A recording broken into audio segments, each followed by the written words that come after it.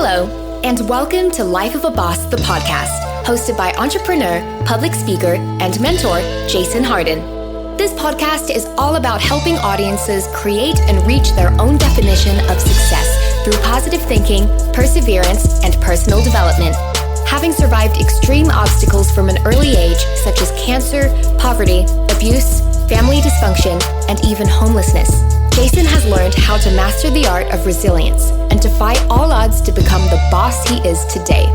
So, get ready for some serious game and remember to keep an open mind. Now, without further delay, here is your host, Jason Harden.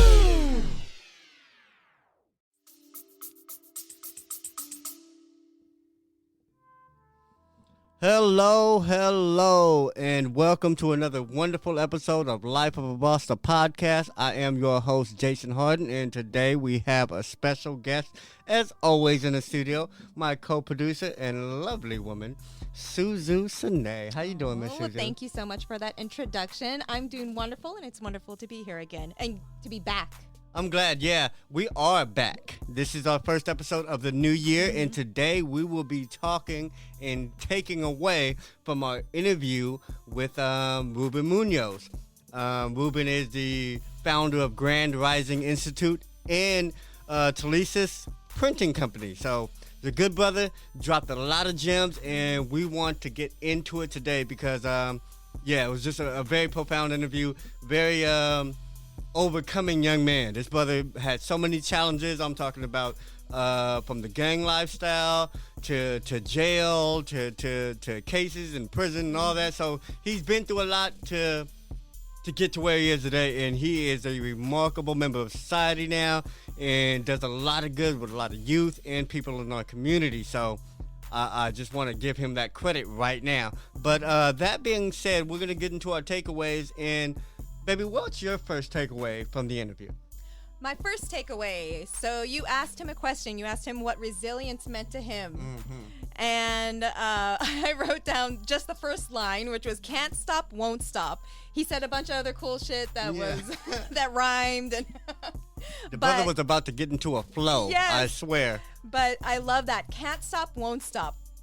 And it's not so much that, it can't stop. So it's almost like you don't have a choice. Yeah. The resilience, you can't stop. You won't give up, And I think that's really driven, by finding like a higher purpose, and finding direction. Yeah. And just for him, maybe, finding like God's purpose. Mm-hmm. And finding himself. Yeah. I think he found himself in his transition. Yeah. Like he says later on, multiple layers of change. Mm-hmm. And I think that's one of the first things, just realizing who you are. Yeah. And my first takeaway was a little bit different. For those that don't know, I just got out the hospital and I had surgery. I had a cystic tumor in the back of my neck, and that caused a lot of issues health-wise for me, and a lot of mechanical and motor issues, and one of them was speaking. I could not speak well, so it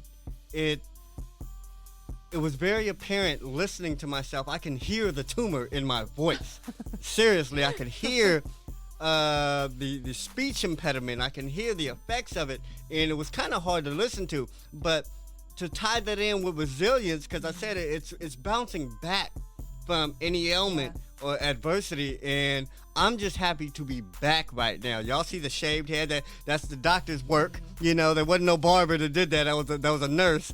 They were trying to get to my brain, so that's why they did it. But yeah, I just feel like $1,000,000 now, and that's what resilience meant to me, and that was my definition, and that's what I got from the podcast. Listening to it, it was kind of hard to listen to. It was hard listening to myself being that way, because I remember how I felt. It's like I almost forgot how good it felt to be healthy. I forgot how much joy I get out of doing all this for a while.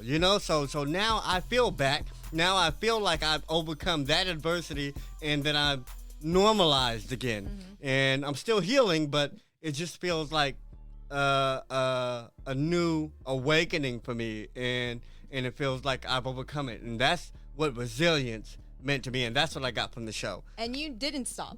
And I didn't stop. That You was the whole didn't point. stop. When I Yeah. was in it, I was still doing. I didn't even talk about how bad I felt because I didn't want to add that to how bad I felt. Yeah. You know, I didn't want to But it complain. didn't stop you.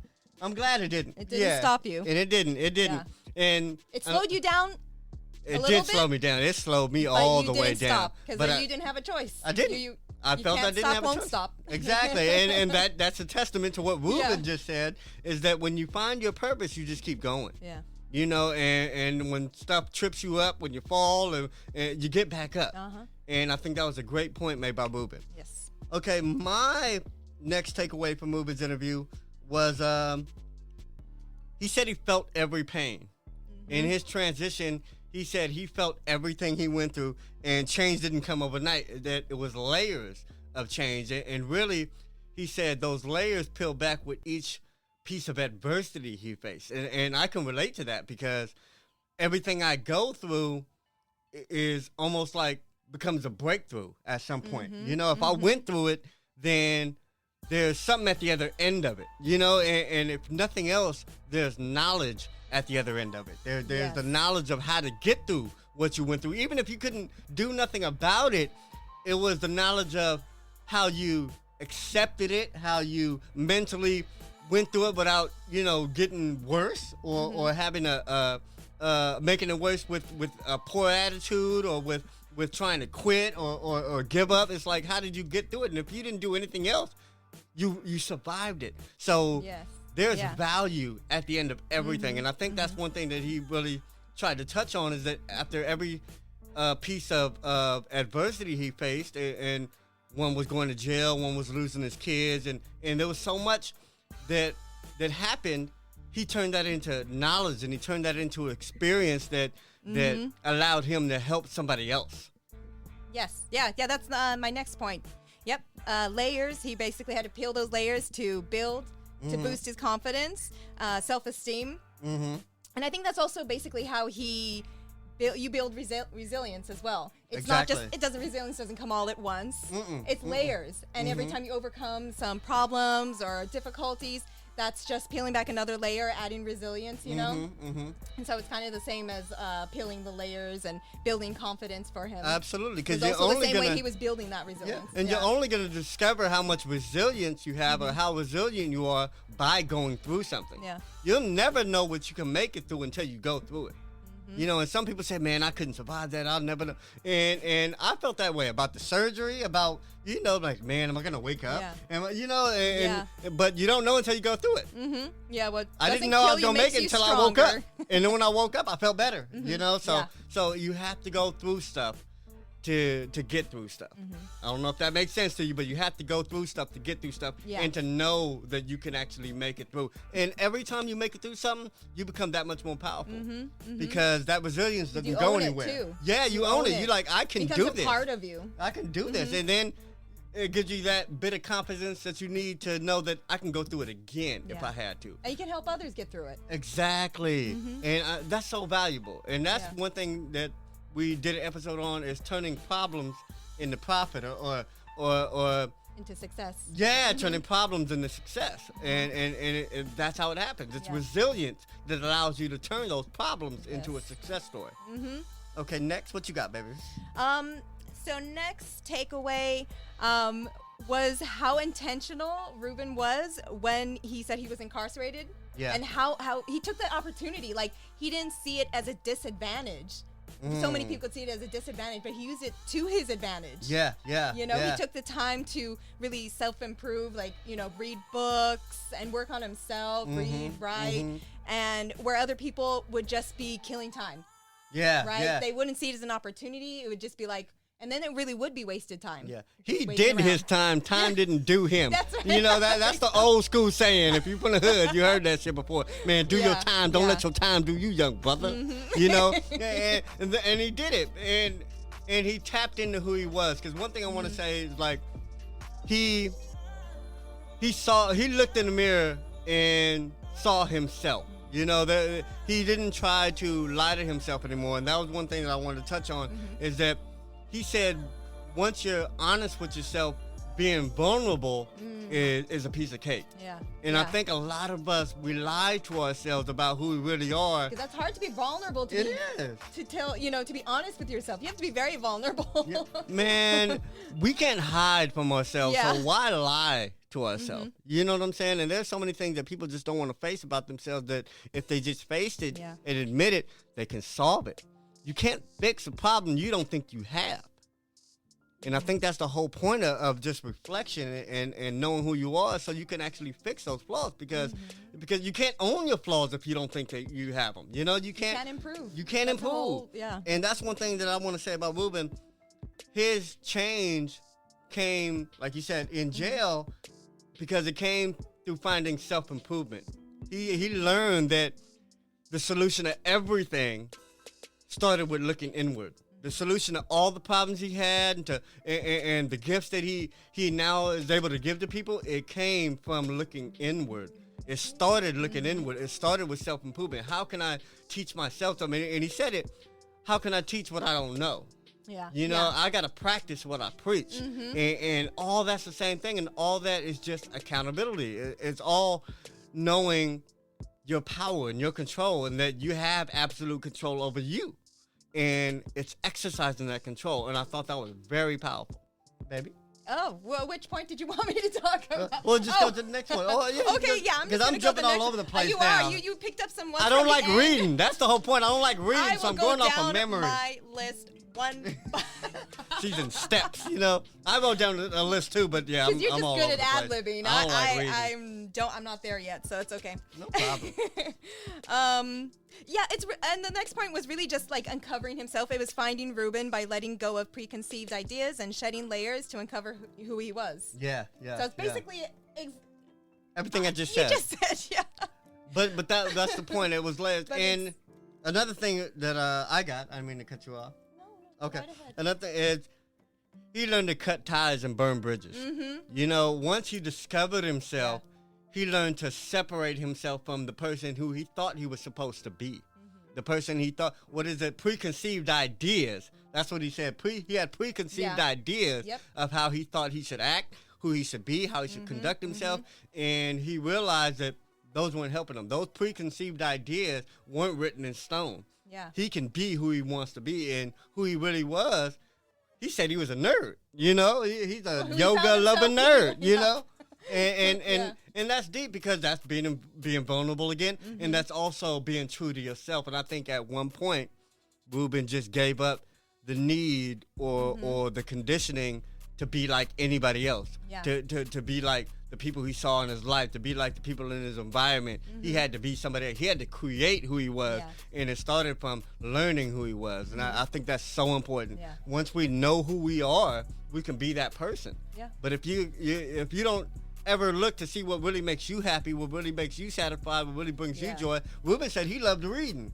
He loved reading. He loved learning. He loved doing things, and he had to tap into that, because he was probably avoiding things like that for so long. Because we was talking about how reading doesn't look cool if you're in a group or in a neighborhood or an environment where nobody reads. Yeah.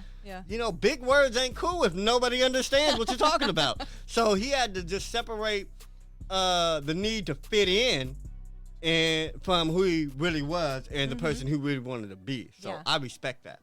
Yeah. I think that next point was removing barriers. That was my next point. And he had said something towards the end about, I also connected to harnessing energy, because when you remove barriers, it's like you're harnessing the energy, but you're also focusing energy, because a lot of times our energy will be focused on these barriers that aren't serving us. You are so correct, baby. And so removing those, you can actually harness the energy that was being used on those barriers. Sometimes you hold on to them, right? Yeah. And you let them go, you remove them from your life, and now you can actually use that energy towards something that's going to serve you. Exactly, because I don't know about you, but when I had legal issues, because I wasn't addressing those issues, I always had to think about them. Yeah. Because I they're on the back of your mind. Trying to forget about it, trying to ignore it.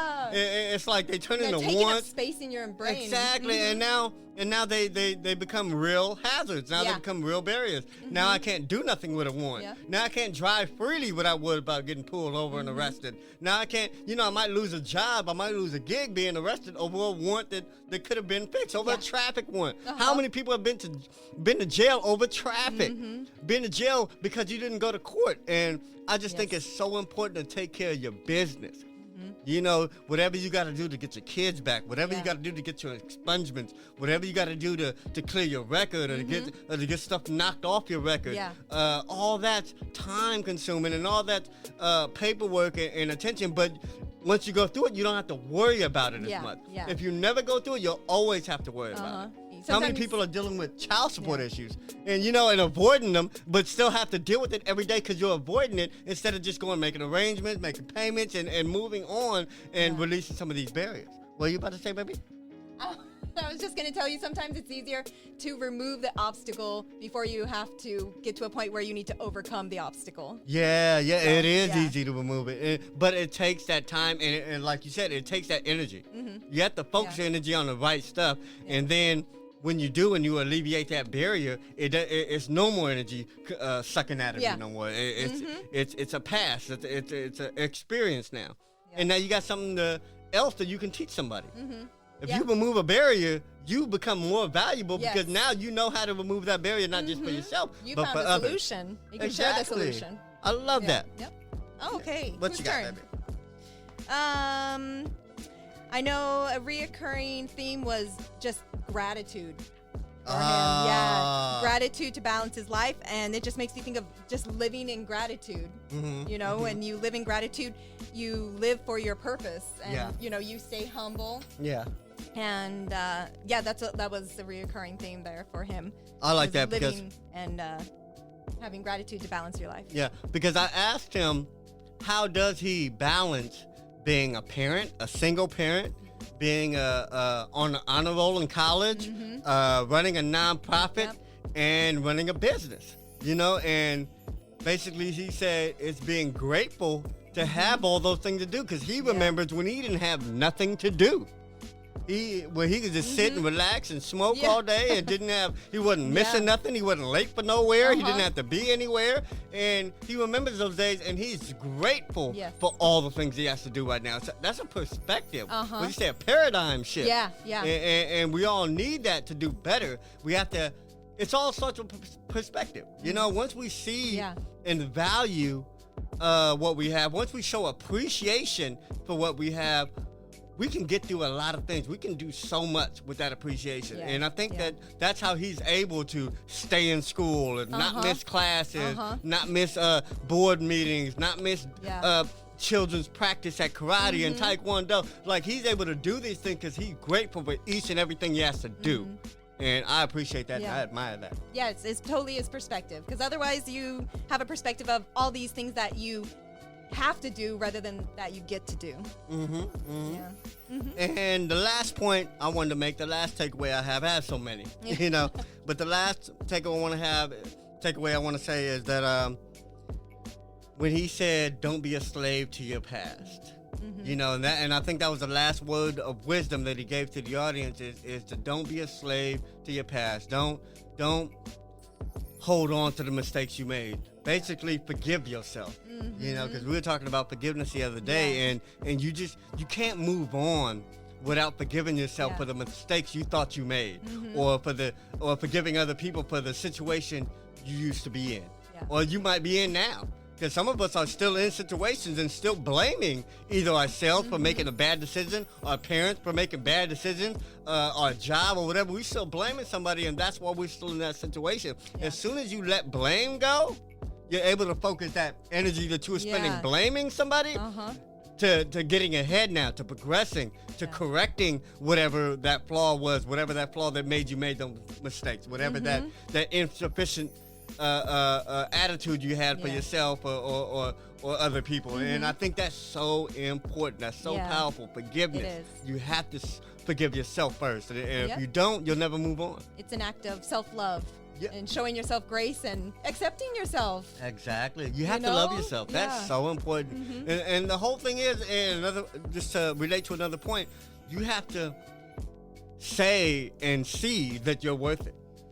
You know, if you don't think you're worth it, none of this shit matters. None of this personal development, none of this getting healthier, getting better, getting smarter, making more money, being a better person, being a better father, being a better lover. Like, none of that means nothing if you don't love yourself. If you don't think you're worth anything that'll make you get better, then you're not going to get better. Yeah. So you have to see the value in yourself. You have to love yourself to make any kind of difference or any kind of positive change in your life. Oh, yeah. And you know what? Sometimes it's hard to get to that point if you've never loved yourself. And just a little bit of advice, just sometimes being around people who really love you can kind of help. There's a saying in recovery that, they love you before you can love yourself. You know, it's kind of showing you that you are worth it. You know, you're worthy of their love. And then you grow to believe that, maybe I'm worthy of my own love. So that's good. Yeah. I like that. I like that. And that goes to being in the environments that are healthy. If you can help it, stay out of unhealthy environments. Stay away from negative people. If you can help it. Some of us, they're in our family. Some of us, they're our parents. You know, they're our teachers. They're our bosses. So you can't escape that person, but you can always escape that mentality. Escape that. Know that you're worth it. Know that you're valuable. If somebody says otherwise, don't believe them. Because they're lying, because they don't know your value. And if you don't know your value, love yourself and you'll find your value. You know what I'm saying? You have to see that you're at least valuable enough to invest time in, to invest resources in. Because, like I said, if you don't love yourself, you're not going to invest nothing in yourself. If you love something, you're going to take care of it. You love your dog, you're going to buy him the nicest collar, the best pedigree food, the nicest dog house. But if you hate your dog, you ain't going to buy him nothing. You ain't going to put no love, you ain't going to talk to him, you ain't going to train him, you ain't going to teach him nothing. And same with ourselves. If you don't love yourself, you're not going to teach yourself nothing. You're not going to try to get better. You're not going to invest money into your ideas. It's just a waste. You become a waste. And it all starts with self-love. But anyway, that's our show for today, man. I love our first day back. I'm excited. And I'm just happy to be here. I'm happy to be healthy.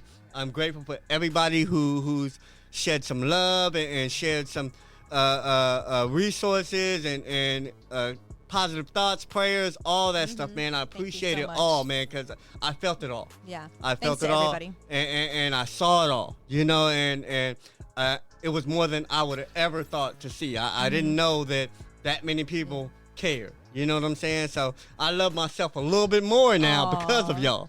You felt the love. I felt the love, and it made me want to love myself, and it made me want to value myself even more, and I appreciate all of it. So thank you for that. We are back. We're going to have a great season for you this year in 2022. And I just want to tell y'all, man, keep checking out the website. The book is coming out soon. Life of a Boss, the book. Man, you can pre-order it on the website right now, but it's coming out soon. And yeah, check out the podcast. New episodes every Thursday and every Monday. Probably could have said it the other way around, but still, They know their days of the week. Exactly. And man, I love y'all. Anyway, peace.